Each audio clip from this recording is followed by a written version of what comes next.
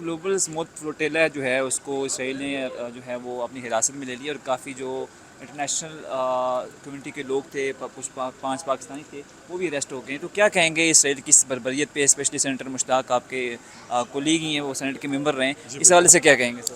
بسم اللہ الرحمن الرحیم. میں تو یہ سمجھتا ہوں کہ اسرائیل انتہائی ظالم، جابر اور تشدد اور بربریت سے بھرا ہوا ملک ہے، کیونکہ اسرائیل نے جو ظلم، جبر، تشدد کیا غزہ کے مسلمانوں پر، ویسے تو لاکھوں سے زیادہ تعداد ہے کہ وہ مر گئے ہیں، لیکن ریسنٹلی جو غزہ میں کچھ ہوا، تقریباً 72,000 بچے، بوڑھے، نہتی، شہری، اس میں ہر بے گناہ شہری اس میں ہلاک ہوئی، اس میں شہید ہوئی. تو ایسی حالت میں مسلم امہ کا یہ فرض بنتا تھا، پوری انسانیت کا یہ فرض بنتا تھا کہ ان مظلوموں کا ساتھ دے.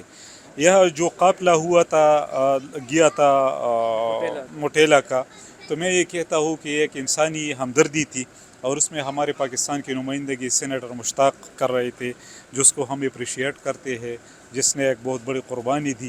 آج وہ گرفتار ہے تو پوری قوم اس کے ساتھ، اس گرفتاری پر اس کے ساتھ کھڑے ہے، اس کے ساتھ اظہار یکجہتی کرتے ہیں، اور ہمارا ایک مطالبہ ہوگا کہ سینیٹر مشتاق کو فوری طور پر رہا کیا جائے، اور جو امداد لی جا رہی تھی، جو غزہ کے مسلمانوں کے لیے امداد، اس کو پہنچا جائے. اور پاکستان کا جو سٹینڈ ہے، جس پہ مجھے افسوس ہے، افسوس اس لیے ہے کہ جب آپ ٹرمپ کے ساتھ ملاقات کرتے ہیں، یہاں پہ 20 نکاتی ایجنڈا آ جاتا ہے.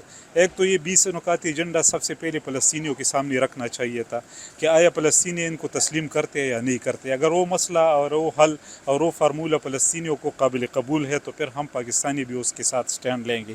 اگر اسے قابل قبول نہیں ہے، تو پہلے سے ایک فارمولہ طے کرنا اور اس پہ فیصلہ کرنا اور اس پہ خوشیاں منانا کہ ہم نے اس طرح کا فارمولہ بنائے. تو میرے خیال میں پاکستان کا سٹینڈ ہمیشہ سے فلسطینیوں کے حق میں رہا ہے، ہمیشہ سے اسرائیل کے اگینسٹ رہا ہے. اور اس گورنمنٹ میں جو یہ کچھ ہو رہا ہے، میں اس سے 100% متفق نہیں ہوں.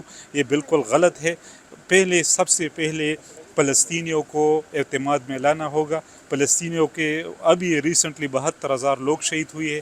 اس شہادتوں کے لوگ غزہ کے مسلمانوں سے پوچھنا چاہیے کہ آیا اسے یہ فارمولہ قبول ہے یا نہیں. اگر اسے قبول نہیں ہے، تو میں یہ سمجھتا ہوں کہ اس سے پاکستان کو پھر پیچھے ہٹنا سر چاہیے. وہ کہہ رہے ہیں جو ہم نے نکات دیے ہیں وہ نہیں تھے، حالانکہ پاکستان کے وزیر اعظم نے پہلے اپریشیٹ کر دیا تھا، پھر اب کہتے ہیں جو نکات ہم نے نکات پاکستان دیے تھے وہ نہیں ہیں.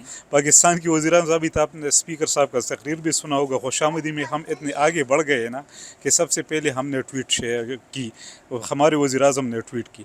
اس کو چاہیے تھا کہ 7 ارب ممالک اور بھی آپ کے ساتھ تھے مسلم امہ کے، اس کے بھی سربراہان نے تو کوئی ٹویٹ نہیں کیا. اس کو کیا ٹویٹ کرنے کا کیا ضرورت؟